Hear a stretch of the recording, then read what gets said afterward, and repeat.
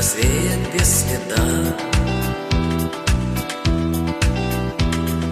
Но до тех пор, пока огонь горит, каждый его по-своему хранит.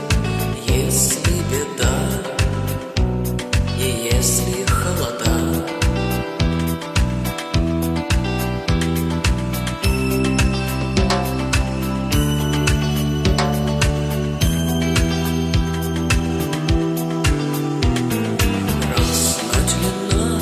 жгут едва-едва и берегут и силы, и дрова.